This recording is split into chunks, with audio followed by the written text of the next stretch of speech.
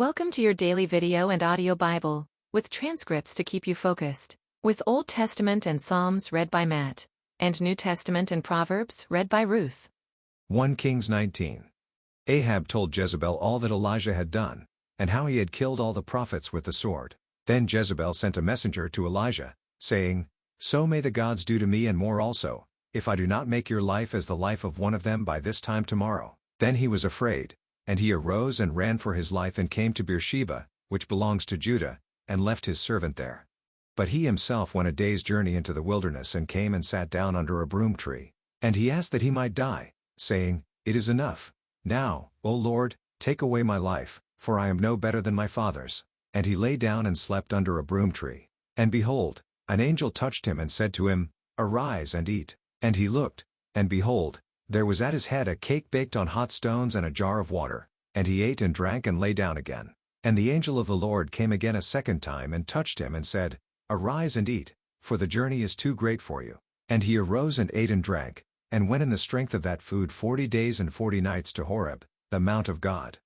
There he came to a cave and lodged in it. And behold, the word of the Lord came to him, and he said to him, "What are you doing here, Elijah?" He said, "I have been very jealous for the Lord, the God of hosts. For the people of Israel have forsaken your covenant, thrown down your altars, and killed your prophets with the sword, and I, even I only, am left, and they seek my life, to take it away." And he said, "Go out and stand on the mount before the Lord."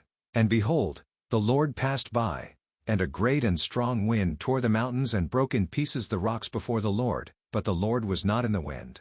And after the wind an earthquake, but the Lord was not in the earthquake. And after the earthquake a fire, but the Lord was not in the fire. And after the fire the sound of a low whisper. And when Elijah heard it, he wrapped his face in his cloak and went out and stood at the entrance of the cave. And behold, there came a voice to him and said, "What are you doing here, Elijah?" He said, "I have been very jealous for the Lord, the God of hosts. For the people of Israel have forsaken your covenant, thrown down your altars, and killed your prophets with the sword, and I, even I only, am left, and they seek my life, to take it away." And the Lord said to him, "Go, return on your way to the wilderness of Damascus. And when you arrive, you shall anoint Hazael to be king over Syria. And Jehu the son of Nimshi you shall anoint to be king over Israel. And Elisha the son of Shaphat of Abel-Meholah you shall anoint to be prophet in your place. And the one who escapes from the sword of Hazael shall Jehu put to death, and the one who escapes from the sword of Jehu shall Elisha put to death. Yet I will leave 7,000 in Israel, all the knees that have not bowed to Baal, and every mouth that has not kissed him." So he departed from there and found Elisha the son of Shaphat, who was plowing with 12 yoke of oxen in front of him, and he was with the 12th. Elijah passed by him and cast his cloak upon him. And he left the oxen and ran after Elijah and said, "Let me kiss my father and my mother, and then I will follow you." And he said to him, "Go back again, for what have I done to you?" And he returned from following him and took the yoke of oxen and sacrificed them and boiled their flesh with the yokes of the oxen and gave it to the people, and they ate. Then he arose and went after Elijah and assisted him. Acts 12:1-23.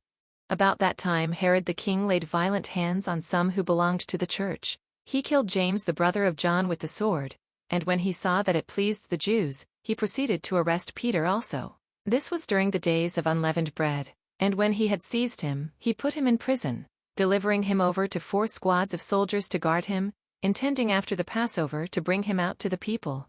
So Peter was kept in prison, but earnest prayer for him was made to God by the church. Now when Herod was about to bring him out, on that very night, Peter was sleeping between 2 soldiers, bound with 2 chains, and sentries before the door were guarding the prison. And behold, an angel of the Lord stood next to him, and a light shone in the cell. He struck Peter on the side and woke him, saying, "Get up quickly," and the chains fell off his hands. And the angel said to him, "Dress yourself and put on your sandals." And he did so. And he said to him, "Wrap your cloak around you and follow me." And he went out and followed him. He did not know that what was being done by the angel was real, but thought he was seeing a vision. When they had passed the first and the second guard, they came to the iron gate leading into the city. It opened for them of its own accord, and they went out and went along one street, and immediately the angel left him. When Peter came to himself, he said, "Now I am sure that the Lord has sent his angel and rescued me from the hand of Herod, and from all that the Jewish people were expecting." When he realized this, he went to the house of Mary, the mother of John whose other name was Mark, where many were gathered together and were praying. And when he knocked at the door of the gateway, a servant girl named Rhoda came to answer. Recognizing Peter's voice in her joy, she did not open the gate but ran in and reported that Peter was standing at the gate. They said to her, "You are out of your mind." But she kept insisting that it was so, and they kept saying, "It is his angel." But Peter continued knocking, and when they opened, they saw him and were amazed. But motioning to them with his hand to be silent, he described to them how the Lord had brought him out of the prison. And he said, "Tell these things to James and to the brothers." Then he departed and went to another place. Now when day came, there was no little disturbance among the soldiers over what had become of Peter. And after Herod searched for him and did not find him, he examined the sentries and ordered that they should be put to death. Then he went down from Judea to Caesarea and spent time there. Now Herod was angry with the people of Tyre and Sidon, and they came to him with one accord.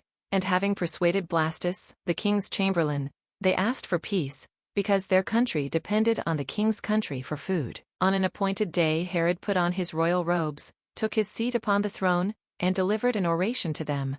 And the people were shouting, "The voice of a God, and not of a man."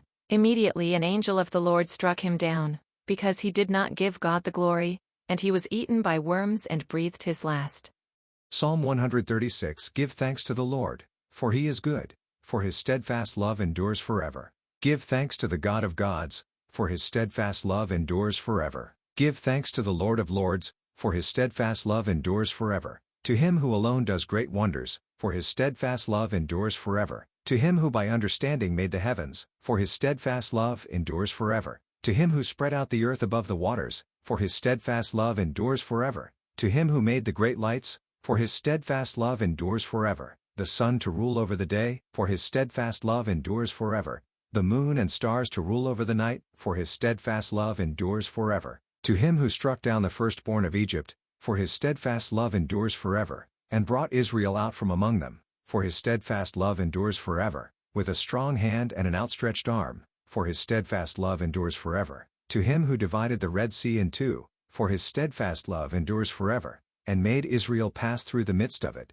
for his steadfast love endures forever, but overthrew Pharaoh and his host in the Red Sea, for his steadfast love endures forever. To him who led his people through the wilderness, for his steadfast love endures forever. To him who struck down great kings, for his steadfast love endures forever, and killed mighty kings, for his steadfast love endures forever. Sihon, king of the Amorites, for his steadfast love endures forever, and Og, king of Bashan, for his steadfast love endures forever, and gave their land as a heritage, for his steadfast love endures forever. It is he who remembered us in our low estate, for his steadfast love endures forever, and rescued us from our foes, for his steadfast love endures forever. He who gives food to all flesh, for his steadfast love endures forever. Give thanks to the God of heaven, for his steadfast love endures forever.